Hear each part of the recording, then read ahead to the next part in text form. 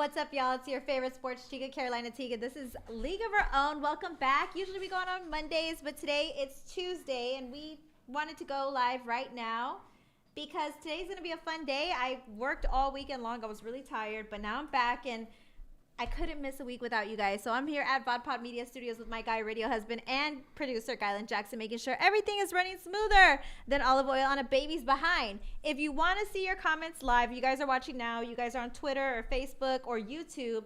If you comment on my Facebook page and my YouTube pages, we will have your comments going up during the show. And we're going to have a lot of fun. We're going to be reading your comments live on air, getting your reactions. But definitely interact with us. We want to see you guys and hear your thoughts. And I want to have a good time with y'all. So let's go ahead and get started. So, I hear an echo. That was me. My bad. Okay. So, Gylan, I have something to tell you. We're going to get into the Spurs. Okay. There's some guy online who's been lying about Spurs fans. And they've had Spurs fans in a tizzy.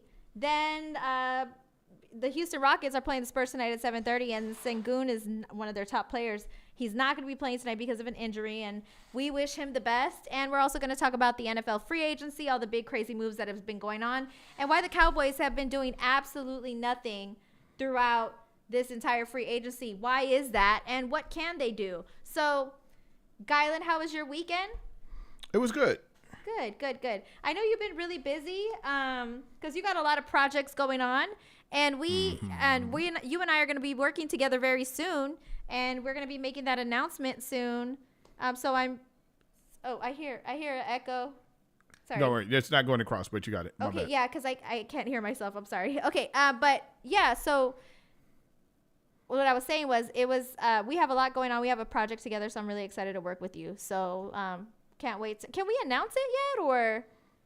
Yeah, it's announced. I mean, I don't know what your final position is or whatever else. Right. I know I'm doing live streaming, helping out the day of, been doing the website and flyers, but I think you're going to be reporter, maybe even at the table. I'm not too sure. Yeah, I think I'm going to, I'm pretty sure I'm going to be commentating for boxing for the first time ever in my career. I'm commentating for the first time, period. But I'm really excited about that. It's going to be at Desi Martinez Promotions. That fight's March 30th in San Antonio, so that's going to be really fun. This weekend is River City Wrestling, March 17th for St. Patrick's Day, and I have a lot of stuff coming up. But wanted to say real quick before the Spurs game starts, we got to talk about the Spurs. There's this guy, Gylan, and I want your reaction too, because I feel like you are one of the people that I could get the best reaction from in regards to this, because I feel a certain type of way. There's a guy on Twitter. He has a pretty big following, 10,000 followers, and he is a Houston Rockets analyst, and he's also the host of a podcast called the Lager Line, I don't know how to pronounce that.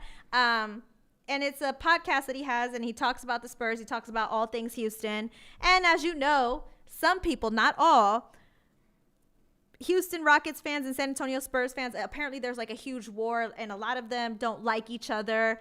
Me personally, I have no dog in this fight. I don't hate Houston Rockets. I go work in Houston once a month.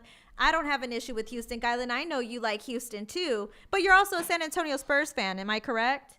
100%. Okay, so this guy, Paulo Alves, NBA is his Twitter name. He's spitting out a dangerous rhetoric about Spurs fans. Do you want to know what he's doing? He's worthless, but sure. Okay, well, you didn't even, wow, you're already calling him worthless. Didn't even. Well, I mean, if he's spitting out mistruth and lies, then he's worthless. I mean, you do have a point because, I mean, like, I feel like, hold on, I'll get into my thoughts, but this is what this guy said. So, Sengun got injured, right? And he's expected to be okay, which is neither here nor there in regards to this person. But he said, Spurs fans celebrating Sengun's injury is peak weirdo behavior. Not that it's expected, but still. Let them harvest all the bad karma. Stay classy, losers. The problem was Spurs fans got a hold of this tweet. And they asked him, can you show us receipts? Because we don't see any Spurs fan that's wishing, that's celebrating his injury. I mean, he's an NBA player just like everyone else, and nobody wants to see a player get injured. So they asked Paulo, who is celebrating this? Paulo because he has nothing to say and he was probably just doing this for clickbait and he's clearly lying, had no receipts to provide. He never showed anybody which Spurs fan was talking about their injury, but Spurs fans went through, you know how Spurs fans are like the FBI.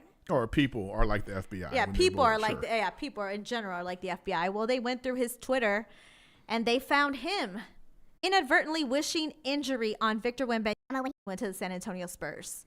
They found a tweet of him saying, "I'm above wishing injury on another team's player," as if he's chanting like some type of wish that he's kind of low-key praying that Wemby gets injured, but he's not. So they dug up his tweets of him disrespecting Wemby, wanting him to get injured. So when I look at this tweet and then people start calling him out and showing the receipts that he, in fact, has wished injury upon Spurs players, and specifically Wemby, he had nothing to say. And he has yet to respond to Spurs fans.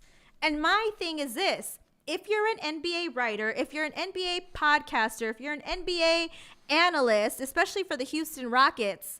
So he works for the Rockets? No, he analyzes the Rockets, whether it's through writing or his podcasting. So it's kind of like one of the Spurs analysts here in San Antonio. Like perhaps like I would say it's comparable to like maybe writing for Pounding the Rock or Air Alamo. It's like one of those guys. Like you have a following for the Houston Rockets based off of, you know, all the work you put in regards to the Houston Rockets. I feel like if you are a journalist, he's not. Exactly. And because you have a podcast, and listen, I'm just going to be really real. I'm just going to be really real because you've spoken about this idiot way too long. Okay. Because you have a podcast, because you run a couple of times for Pounding the Rock or Pounding your Mom, obviously this dude in Houston, that's what he's doing. Mm-hmm. You're not a journalist. Mm-hmm. I'm sorry, you're not a journalist. You can call yourself a journalist. You can call yourself a podcaster. Whatever you want to call yourself, I'm happy with it, but he's not a journalist. Mm-hmm. And to waste time on somebody who literally lied and then wish bad on Wembanyama is a waste of time. It's a waste of his breath. And all we're doing is we're giving him more clout and more clickbait. And that's what he wants. And that's exactly why he did it.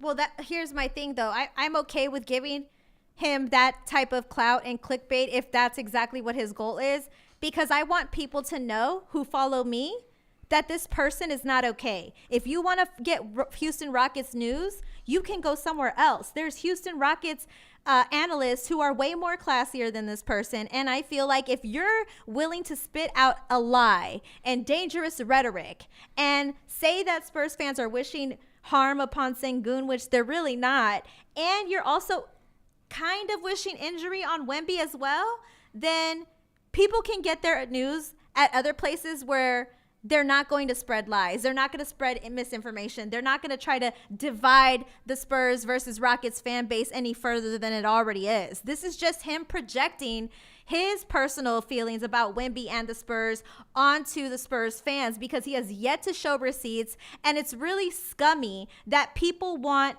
to get clickbaits and clicks off of lies and misinformation. If you're trying to go down that path, then going down this route where you spread lies and don't have the proof to back it up just totally, to me, makes everything you do or say a lie, especially if you're willing to start fan the flames of the divide between the Rockets versus the Spurs. It was really disgusting seeing that he was blaming Spurs fans doing this with no receipts, and then it turns out he was doing it himself. I think that's pretty, scummish. Yeah, but I said that, but what do you expect? That's who he is. And I would take it a step further. Anybody who's a journalist, anybody who's a writer, anybody who's a podcaster, if you do anything specifically for clickbait, you're kind of scammy, right? Because that's the mis and the disinformation that we live in society now. Mm-hmm. I don't think it's cute. I don't think it's sexy. I don't think it's cute when people start speculating on trading Giannis for Wemby, and here's the latest. Yeah, it's stupid. And they're doing it for clickbait. And people go in and they talk about it. Well, why would we ever do that? Why would you even go? It's stupid. Mm-hmm. There's an AI, and that AI was the Pope Francis wearing a big old puffy hip hop jacket. and people are like, "Oh my God!" Like, do you people lack common sense? No, and Spurs fans, there may be a fan or two that hated Sengun. Is it Goon? And he had one good game against Wemby, just like the guy that had that one good dunk against Wemby. Y'all better get your shit now, because in 2 or 3 years, Wemby's gonna be putting his foot in everybody's ass. And y'all ain't gonna be able to do nothing. He's gonna put on about 10, 15 more pounds, maybe 20 pounds. And y'all may get one dunk a season, but Wemby is the truth. And saying Gunu, or he hurt his little ankle and his little knee, he'll be fine. But guess what? He's not the face of the NBA. He's not Wemby. It's all good, people. There has to be like some type of underlying jealousy between Rockets fans. And yeah, because they wanted Wemby originally. And unfortunately for them, the Spurs got Wemby. And ever since then, they've been wishing injury. And by the way, in this thread of tweets, Spurs fans came out with all the Rockets fans who have ever wished harm on Victor Wembanyama. And it all boils down to insecurity and jealousy. Because if Victor Wembanyama is injured, the Spurs are screwed, right? So you don't see Spurs fans doing that about Sengun and saying there's we don't go through all this. There's somebody out there doing it. I'm just sorry. I didn't mean to cut you off. There's somebody out there. I'm sure there is. That's a Spurs fan. But it's like he's making up an imaginary scenario for like no reason, for like clout and clickbait. And it's crazy to me that somebody who is supposed to be like a podcaster / journalist / writer or whatever you're supposed to be is spreading this type of misinformation. But you're right, Gylan, we do live in an era of misinformation that's being spread everywhere, and it's hard to weed through what's right and what's wrong, what's lies and what's truth. But I just thought that it was really weird that he has yet to even address Spurs fans in regards to this, because he knows he's wrong, and it's garbage. It is garbage what he's doing. Well, I'm going to take a step further. Spurs fans don't care about Sengun. Nobody knew who he was until he had the one good game. Actually, I think he had 2 or 3 good games in a row. But that's a rarity for him. He's not. They care about us. We don't care about them. And the fact that we're even talking about this Yahoo over in Houston shows like we're lowering ourselves. And we shouldn't even be talking about him. You're right. Because he's not worth it. You're right. You know but what? you are. I applaud it. But he's not worth it. You're right. You know what? You're right. And I like taking your advice with stuff like this. He's not worth it. He's not worth it, especially because he doesn't even care to address his lies. Like, hey, I can't find the receipts. My bad, y'all. Like, no, it's garbage. So it is what it is. And as far as the Rockets are concerned, they play the Spurs tonight. And there was a little bit of relief, and I was very happy about it, that because it could have been a huge injury for Sengun, and he suffered a grade 3 right ankle sprain. Yeah. He's going to miss several weeks, probably the end of the regular season, but he's going to be okay. And he's played incredible. He's had 21 points a game. He's had a breakout season. This is a great season for him. Kudos to him for having a breakout season. I would never wish injury upon a player. And I think if the Spurs and Rockets are going to have a true rivalry, you want them to go up against each other when they're at their best. And that means that he's in the game. That means Wemby's in the game. That means all the players are in these games, so that way they can have the best possible game. So we can really see who's best in the battle of the IH-10. Is it the Spurs or the Rockets? So shout out to all the classy Spurs fans who wished Sengun better health and showed up and showed out and showed our classiness as a fan base. And also shout out to the Spurs fans who are like the FBI agents in this situation too. I was surprised they dug all this stuff. It was insane to me. So it is what it is. It was pretty crazy. But Spurs play the Rockets tonight. Obviously they're down a player, but we'll see what happens. They lost the last game. Spurs also lost last night's game against the Warriors. So I don't know how they're going to be as far as having a back-to-back game is concerned. But last night the Spurs played against the Warriors, and they actually played a really good game. Until the third quarter. Until the damn third quarter. Did you watch the game last night? So since I went to a Spurs game a few weeks ago, I've actually kind of got back interested in them again, even though they're not winning. I hate watching losing teams. I am a fan, but I'm not the fan that I need to get there and get the anxiety and get heartache and heartbreak all the time. I'm a fan. I love the Spurs, but I will give them my time when they are a 500 team or better. Like, really give them my time. However, after the All-Star break, I've been giving them more of my time, and I'm enjoying what they're doing. They're, I think, the top three-point shooting team in the league right now. After the All-Star break, They're doing a really good job of playing defense, of hustling. I still think they're a little erratic. Wemby's going to be Wemby every night. Vassell's going to be Vassell, even though he didn't have a great game. But overall, they're looking pretty good. We watched for 20 years Robinson, Manu, Tony, Timmy. Like, we had some core pieces, and I think we have to take a moment and take a step back and realize, like, that may never happen again for 20 years, but we're probably going to have 4 or 5 good years coming up here. We just need to enjoy those, and I'm more a creature of the process, so I'm enjoying watching them grow, but I'm not, by any stretch of imagination, excited about what's going on right now, except for Wemby.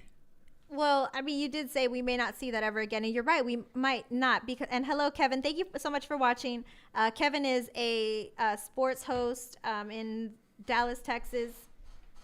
D-Town? D-Town does a great job covering the Cowboys and the Mavericks. He's a good follow if you guys want to follow him. My thing about the Spurs is that, yeah, you know what? And it's hard for a team, once they've had a dynasty, come back and have another dynasty, unless you're like the Lakers, right? Which is the exception to the rule. They've had, a dynasty back in the day before I was even born. And then they had a dynasty again in the 2000s. So for me, it's a little bit, I know for a fact it's a little bit difficult to rehash a new dynasty once you've already had your golden years. It's easier said than done. But you're right. Watching Wemby has been a treat. And I think the fact that the Spurs have a generational talent and they're focusing on their development and they have a lot of draft picks coming up in the next couple years, I think they're going to be fine. It just is going to take time. And these are the years that, as basketball fans or Spurs fans, you kind of expect. And last night's game was no exception. They were up by 2 points at halftime. And then the third quarter comes around and the Warriors go on a 26-2 run in the third quarter. The Spurs didn't score one field goal in 5 minutes. Soon as Keldon Johnson scored a field goal in the third quarter after 5 minutes of just a dry area, Coach Pop called timeout, and I was a little bit confused as to why Pop didn't call a timeout within that 5-minute time frame when the Warriors were going on a 26-2 run. This was a winnable game. Pop may have perhaps called a timeout and subbed Wemby back in, because during that stretch, Wemby wasn't in the game. So that just kind of shows how important Wemby is defensively and offensively for the entire team, because that 5-minute stretch when nothing happened, Wemby was not in the game.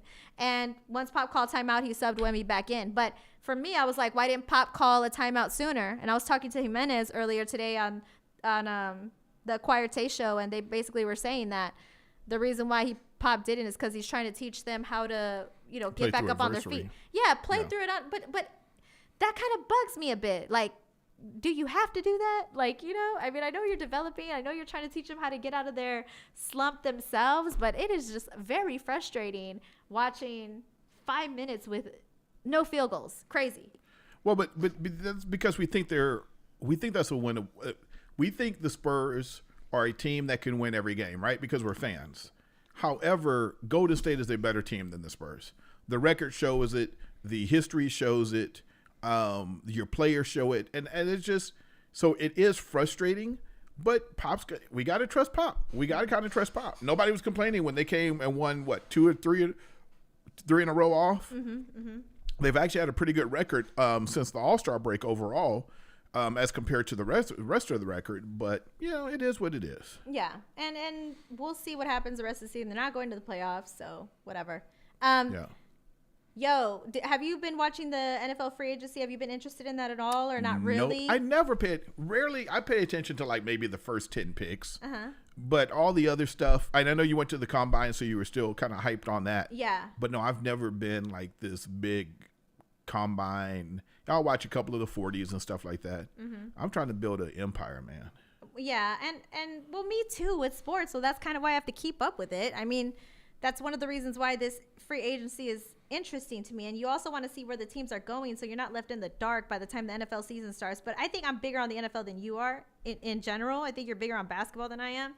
But the NFL free agency has been absolutely crazy, and I think you'll be a little bit happy with the news that has been going on. The Texans signed Joe Mixon, which is a big deal. and he was released from the Bengals, and he signed with the Texans. And also the person I wanted on the Chicago Bears, Danielle Hunter, the edge rusher went to the Houston Texans as well. So the Houston Texans, and you're a big fan of CJ Stroud. Huge fan. They have Joe Mixon now. They also have a veteran edge rusher in Danielle Hunter, who's fantastic, paired with defensive rookie of the year, Will Anderson Jr. at the edge. So that defense is going to be fire next year with CJ Stroud. It's going to be incredible watching the Houston Texans next year. I'm excited to see what they do. And they got him for 2 years and $49 million. That was a lot of fun. Then another big splash was who else? Oh, Derrick Henry. Oh, the Titans. Yep. I am excited about that. Which one? Derrick Henry? Derrick Henry. Oh, yeah. That's scary. Mm-hmm. That's scary. To have Derrick Henry there with Lamar Jackson, and you're a huge Ravens fan. Huge Lamar Jackson fan. Huge Lamar Jackson fan, should I say. That's also a big addition, which was big news. And, there was a lot of Simone Biles' husband, Jonathan Owens, he's a Bear now. So Simone tweeted out that she's a Bears fan now. So shout out to Simone Biles. She's now a Bears fan, and we welcome her with open arms. And they Bears also got tight end Gerald Everett, which has been graded as an A+ as far as the contract's concerned. They got him for a good deal. Bears have like $80 million in cap space, and they got him for 2 years at $12 million. And that would be perfect as a tight end to have depth and add him with Cole Kmet, who's one of the better offensive players on the Bears. So it's going to be really good. And also he's worked with their new offensive coordinator, Shane Waldron, as well, with the Los Angeles Rams and the Seattle Seahawks. So having that addition for the Chicago Bears was really good too. Then you have Darnell Mooney, which was a former Chicago Bear. He went to the Atlanta Falcons, and they have a position need for wide receiver, which Darnell Mooney is not that bad of a wide receiver. He's able to make some catches for the Chicago Bears. And I mean, and the Bears lack in passing yards anyway, so it's not like he got many touches because Justin Fields was throwing the majority of his balls to DJ Moore. And then Marcus Mariota went to the Washington Commanders. Aaron Jones went to the Minnesota Vikings. And there was a lot of huge things. But one thing that, and if you guys had a signing that made y'all very, very happy, let us know what was your personal favorite signing, because there's been a ton of movement, especially in the running back position this offseason, which is understandable because this draft class is heavy with quarterbacks and wide receivers. So I can see why, the running back there's 12 running backs that went to new teams. And like I said, it's been crazy. And Josh Jacobs went to the Packers. And that's why I thought that the Bears need a solid edge rush, because Josh Jacobs is going to the Packers, so they're going to have that's a huge weapon for them to have. Tony Pollard went to the Titans. He's no longer a Cowboy. Devin Singletary went to the Giants. Just been so much movement. But one thing that hasn't been moving is the Dallas Cowboys. Duh.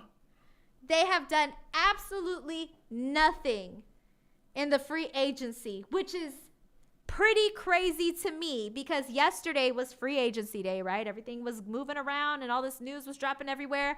Out of all 32 NFL teams, the only team who didn't make any moves yesterday were the Dallas Cowboys. Can you believe that? And Cowboys are in a weird situation. They only have, like I said, the Bears have $80 million in cap space. Guess how much the Cowboys have? Do you know, Gylan? Probably, 25? Go lower. Keep going. 10? Go lower. Wow. Yep. Luxury tax. $2 million in cap space.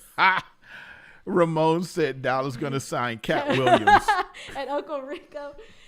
Look, the Cowboys got Zeke Elliott's been gone. Tony Pollard, who was their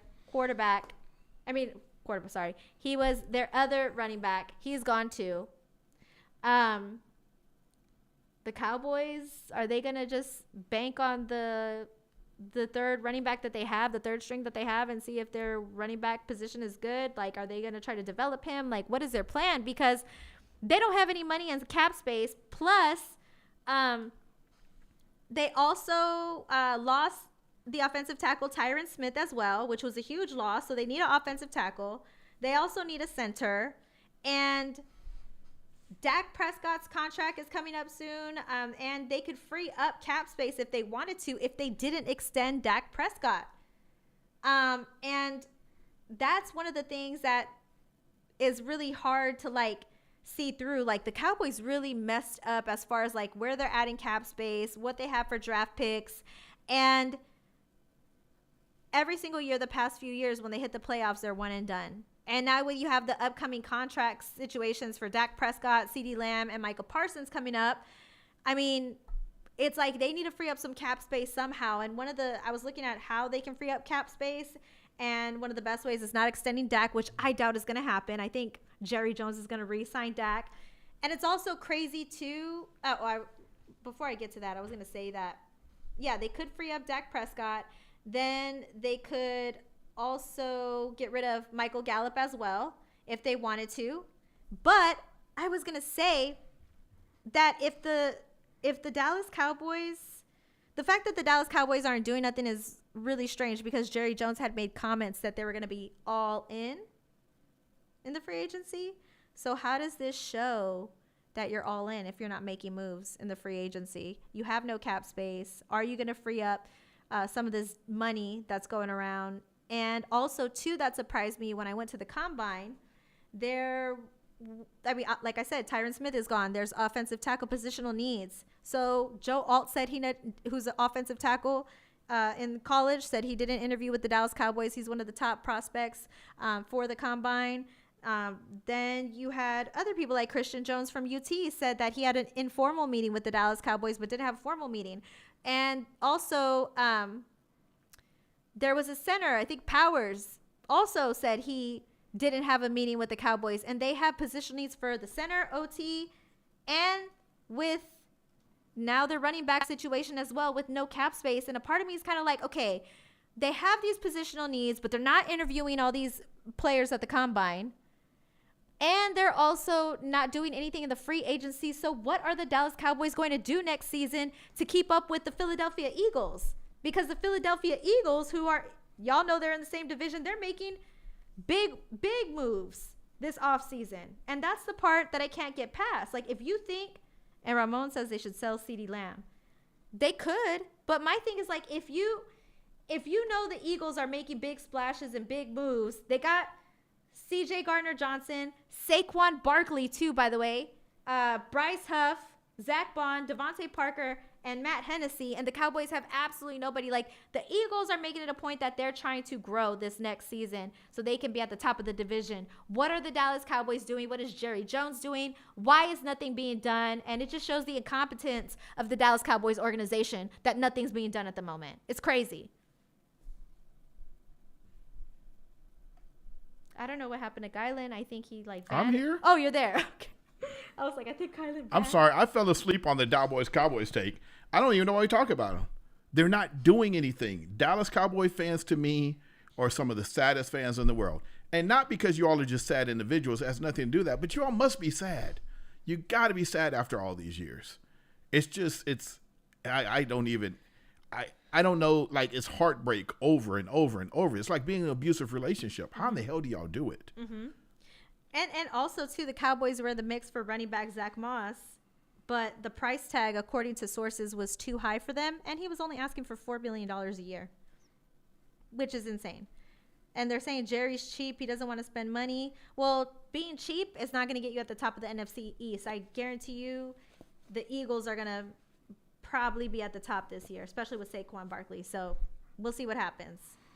We'll see what happens. Yeah, I mean... shout out to Alamo City Media Group. Yeah, shout out to Alex, Alamo City Media Group. And the reason why I'm talking about them is because I think it's so strange that they've done nothing when they said they were all in. Because they said they were all in. But what does that mean? Jerry, what do you... Okay. I'm not going to do this today. Because I don't I know some of it is like... for real. But I think sometimes people feign ignorance. Like Jerry Jones has showed you all who he is. Mm-hmm. And anybody who's a Cowboys fan, if you all believe in that dude that he cares about winning a Super Bowl, you're confused. He doesn't. Which is kind of sad. No. Bears don't care about winning a Super Bowl ownership group. Well, I don't know. I mean, they're in a they're in a better position than the Cowboys. At least they're making moves, and they have the number 1 and the number 9 pick. And they didn't get the number 1 pick because they were horrible. They got the number 1 pick because of a fluke with the Panthers. They basically have the golden ticket, like a lottery ticket in their hand to get one of the best generational talents that's deemed in football, Caleb Williams. Yeah, but do you do that though? They're gonna do it, and they're gonna do it because it just doesn't make sense to keep Justin Fields as much as I want Justin Fields on the team. Because after the Chicago Bears Justin Fields, after the rookie year, they got rid of their head coach. So that means you scrap the head coach, you get a new coach in after your rookie year, you have to learn a brand new offense. Now, recently, they just scrapped Luke Getsy and the whole offensive staff and kept Eberflus as coach. So one, there's a little red flag there, because how do you expect somebody in 3 years to learn 2 different types of offenses? So that's a big clue that they're going to move on from Justin Fields. Secondly, if you have Justin Fields and you have Caleb Williams, that might be an ego clash amongst the both of them as well. And also Caleb Williams too, he's deemed a generational talent. He played very incredible at USC, and this is a deep quarterback and wide receiver class. If you're going to move on from Justin Fields, you don't want to do it next year, because you might not ever see this type of talent in the quarterback class for a long time. They said this is one of the best draft classes in like 10 to 20 years. So if they're going to move on from Justin Fields, they need to do it now. And they gave away their first round pick last year, and they have the first round pick this year. They like the first number 1 pick this year. I'm sorry. So let me push back a little bit though. Okay. So if Justin Fields goes somewhere else, at best next year, luckily the Bears will be 8-8, right? Even with generational talent, whole 9 yards. Look at all the quarterbacks that come out as a generational talent. Very few of them are leading their teams to a Super Bowl. Right. So 8-8, if you all are lucky. So let's say they go 8-8. He's not NFL tested. He's not playoff tested. He's good, great, but do you go away from a quarterback that could be very good if you put a good right team around him? Yes, but the issue is that Justin Fields' contract is going to be ending soon, I believe next year. So he's going to want more money. Why? Right. Like, so that's going to be a huge chunk in the Chicago Bears money that they can spend on their team. And he hasn't really, quote unquote, proven himself. Depending on who you ask, I personally think he's a great quarterback. But if they're going to have he's going to want more money with a big contract because he's re-signing with the Bears and he wants to stay. Why would the Bears put themselves in a position financially to take that loss with money with Justin Fields when they could have a possible generational talent with Caleb Williams, have him cheap on a rookie contract, and use the rest of that money to build around Caleb Williams instead? If he's that good. If he's that good. And I think they're going to take that risk, because if they do not take the risk on Caleb Williams, they're not going to see next year, they're not going to have that same exact opportunity. And in order to build around the Chicago Bears, Caleb Williams is not the answer. You could put Jesus Christ as quarterback, and it's not going to solve the Chicago Bears' problems. They've been needing a center for a long time. And are they getting a center? So that's what I'm saying. That's why I want them. That's one of the moves I wanted them to make in the free agency. I wanted them to either sign a veteran edge rusher like Danielle Hunter, which they didn't. He went to the Texans, and I'm jealous. Or have a veteran center, because you can't have a rookie quarterback and a rookie center. You have to have a veteran center and a rookie quarterback. So in my mind, I'm like, okay, they need to get a center in the free agency so that they could be better. They already have a veteran wide receiver in DJ Moore, who's absolutely fantastic, and they should use that number 9 pick to either trade down because the wide receiver class is deep, or use that number 9 pick to get a wide receiver that's a rookie. So you have the QB that's a rookie, you have the center that's a veteran, you have the wide receiver that's a veteran, then on the other side you have a rookie veteran wide receiver, and then they need a I say they need a blindside tackle as well to pair up with the tight ends that they just had, which they have a great tight end thing going on. And they definitely need on defense an edge rusher, because Josh Jacobs and those mother effers, seeing them twice a year is going to be lethal. So the Bears defense is good, but it needs to be great if they're going to go up against these teams twice a year. So so my whole thing is they're going to go with Caleb Williams because of money alone. And then the opportunity like this might not ever come again. And I love Justin Fields. Great take. However, man, all the stuff you said y'all needed, and I didn't see any moves. These next 3 years could be rough, especially if you get rid of Justin Fields. It's going to be rough. And I'm not saying that Caleb can't be great, but their history over the past 3 years, I went back and watched. I remember how excited you were to get Justin Fields, right? That video lives online. Yeah. And now Caleb looks like they're going to get him. Mm-hmm. But you can't be excited about the position if the team's not doing anything. Absolutely. And that's the same thing with Cowboys. You can't be excited year after year if the team's not making the moves. Absolutely. And they're just not. Absolutely. I agree with you. I don't want Justin Fields to go. That's the first black quarterback that the Bears have signed as a rookie. And I thought that was a huge thing that the Bears did. And he's done great. Given the scraps he was given, he had to learn a new offense after year one. And so did Mitch Trubisky, by the way. So the problem really isn't the quarterbacks, it's the organization. But I know, because of all the details surrounding the Bears, where they're trying to go, what their financial situation looks like, they're going to go with Caleb Williams, even though I love Justin Fields. So as much as I love Justin and I don't want Justin to leave, it's damn near set in stone that the Bears are going to draft Caleb Williams, and they're going to roll the dice and they're going to see what happens with him. And I'm with you.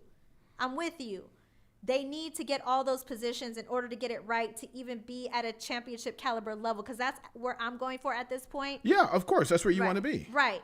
But the Drew show said, so the last 3 years with Justin Fields has been rough. What? Justin was so good that the Bears had the number one pick.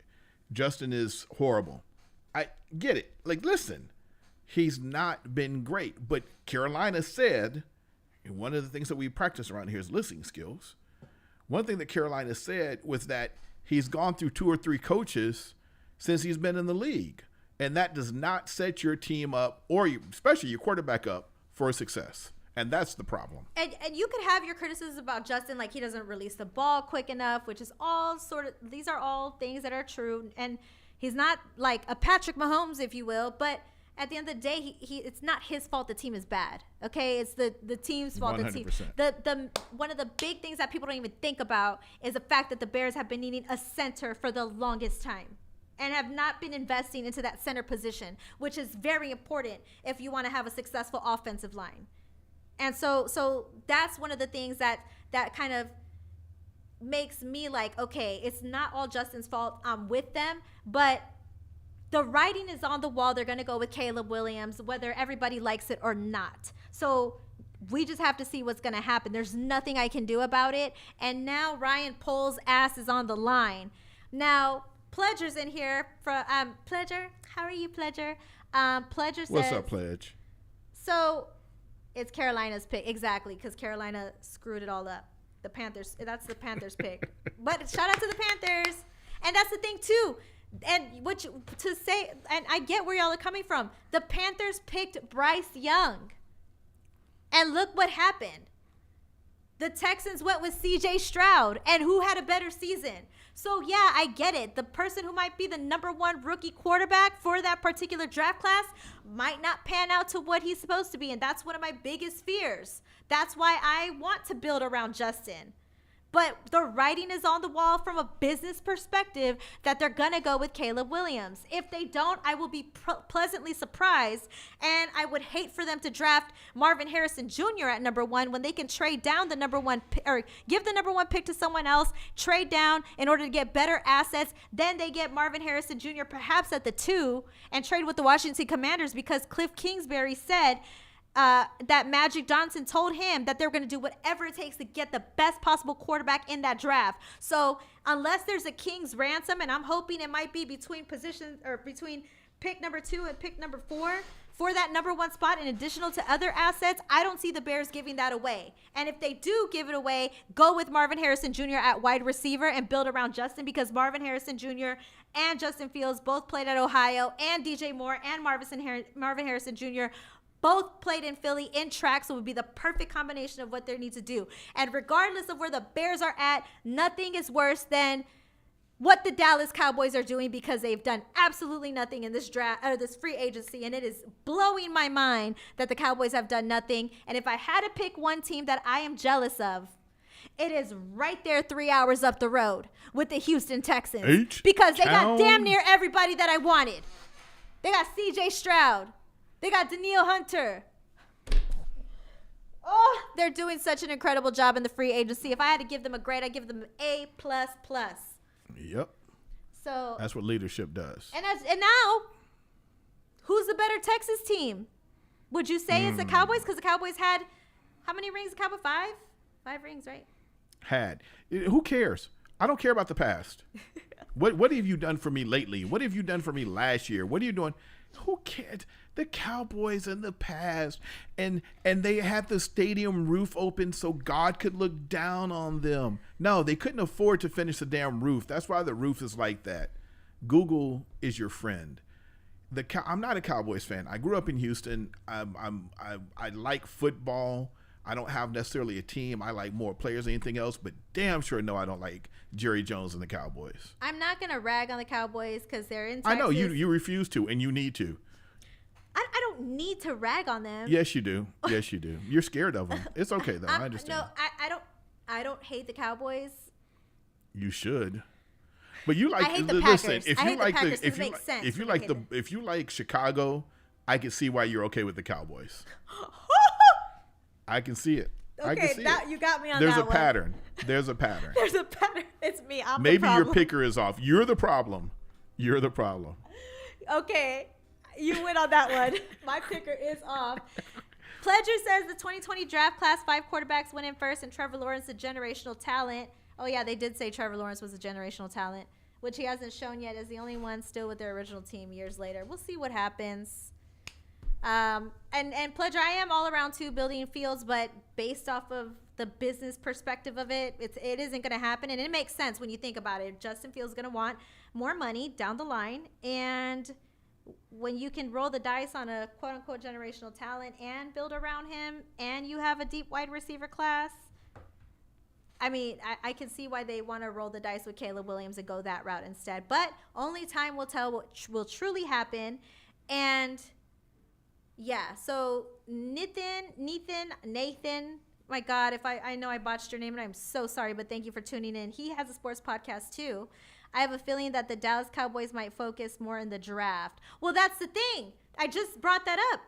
At the Combine, they didn't interview any offensive tackles that were deemed some of the best offensive tackles in the Combine. They didn't interview the top center that everybody was writing articles to go after. Jerry Jones knows more than anybody else. Yeah. So that's all you have to realize. He billionaire knows more than anybody else. So this is one of the best parts is talking about the free agency and just seeing what's going on. All these moves are great. So we're right here in the cusp of all this greatness. But exactly, Ramon, they have no choice. Good luck to all your teams this year. If you guys have a favorite team, let us know who your favorite team is. I wish all of your teams the absolute best. Not the Cowboys. Sorry, not from Guyland. That's Carolina. If you are every show but the every team but the Packers. I wish all the best. Guyland says every team but the Cowboys. Let us know what team is your favorite and what team is your worst favorite. We have to get going because Amzai show's next. He's about to be here. If you guys tune into the Sam Pluto show, they do a great music show every single week. And Amzai is the star of VodPod Media because he has the biggest following, all that stuff. No, actually, you have a larger following. Okay, well, Amzai's more consistent, and Amzai's way more consistent, and he has a cult following. He has a cult following. But shout out to Pledger and the Texans. Very happy for you. And Ramon, you're a Ravens fan? I didn't know that. I always thought he was a Cowboys All right, fan. Ramon. Okay, Ramon and Gylan on the Go same Ravens. page. Yep. Thank y'all for tuning in. I am 5 subscribers away from 500 subscribers on my YouTube channel, League of Our Own Carolina Teague. If you guys have the time, please go to my YouTube page, subscribe to me, because once I hit 500, I can monetize, or I can't monetize. 1,000. Right? Oh, it's 1,000. Well, I'm halfway to 1,000 with monetizing. 3,000 watch hours. Halfway. Regardless of what some show hosts will have you knowing or saying across San Antonio, you need 1,000 to monetize with 3,000 hours of watch time or 4,000 hours of watch time. Well, if you haven't subscribed, all I care about is League of Our Own and what we're doing over here. If you have not subscribed, please subscribe. And I am a fan of all the podcasts across San Antonio. We will see you all next week, you guys. Oh, Pick River a City side. Wrestling this Saturday, March 17th. Get your tickets at www.rivercitywrestling.net. I am boxing commentating soon. And March 30th, right here in San Antonio at the Techport Arena in San Antonio, Texas. It's going to be a big, huge boxing event. Gylan's going to be there on the 1s and 2s. It's going to be great. We were going to have a great time. So I will see y'all next week. Tune in Monday. We'll be back Monday because I didn't get no damn sleep this weekend, but I will get sleep next weekend. I will see you all Monday.